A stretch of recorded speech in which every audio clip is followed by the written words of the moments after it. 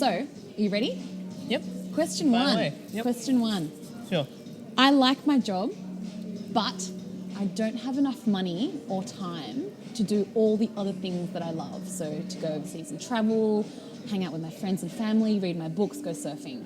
How do I do both? Great. So the question is, my job's okay. I'm pretty grateful for it because it pays me well and it's not something that, it bugs me at night. But the problem is, the question also assumes that there's a place that they'd rather be, which is doing things for their lifestyle, surfing, spending time with friends, spending time with family, working on their relationships with a partner they really care for. So there's two domains that have been created here.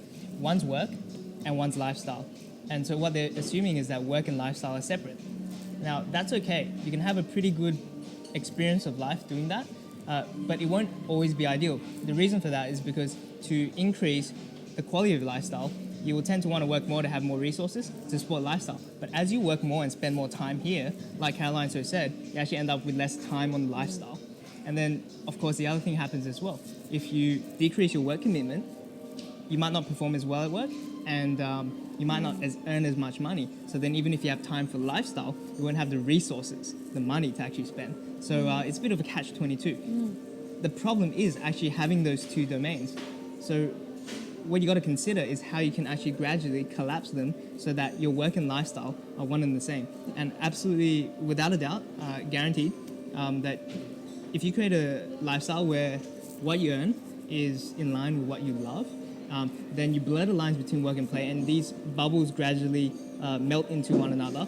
And so then you'll always have the time and resources to do what you love and enjoy your lifestyle because you're being paid to have a lifestyle. Now, an example of this is that. No, I was going to ask, so does that mean that I might not actually love my job then if I find that I'm loving other things that I want to do? Absolutely. Yeah, you like your job, you don't love it. You like it because it gives you some sense of freedom in terms of, having the weekend or time after work to do what you actually love. But because you're moving away from it towards something else, then that's a key sign that you're not doing something you love. It's not my priority, the job. And so to actually melt those bubbles, for example, if someone in their spare time, in their lifestyle, if they like, say, traveling on their holidays, or they find photography very intriguing, like they find it a very therapeutic activity, what you're going to think about is how to create a lifestyle where traveling around the world and taking photographs actually pays you money. And people do this. They're called travel photographers. There are people out there who are earning a living, doing what they love, and it's very much possible. If someone, for example, likes surfing, because you said spare time for surfing, if you like surfing and you like writing, what you might become is an editor for a surf magazine. So they might require that you surf a lot and talk about that and write for their publication. So the first thing to do is get clear on what you'd like to do in your lifestyle, because it's useful, and seeing what career options or what vocations offer you the opportunity to get paid quite healthily doing what you love. And it's inevitable that will happen, because if it's what you love, you will skill up very quickly at it. You won't get tired doing it. You'll get very inspired doing it. Your learning curve will just be like soup. So it just be a matter of time before someone decides, hey, you know what, I'd pay that person to do that. Yeah. And it's just a matter of getting the time to think about what it is that you love and thinking about how they could become something that you do. Because I think a lot of people don't even spend time thinking about that. Yeah.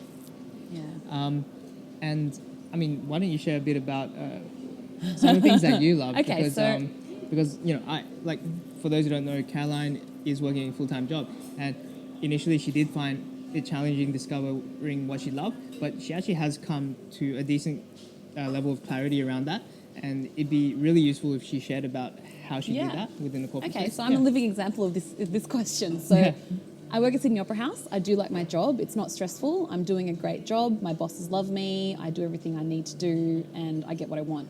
But I have passions. I love to dance. I love to learn languages. And I love to travel. So that's something that I'm exploring about. How can that become something that I want to do with my life? Great.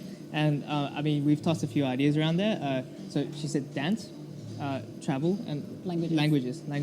So Caroline's currently exploring options around how she might be able to teach foreign languages. She speaks Portuguese, English, Danish. and Danish.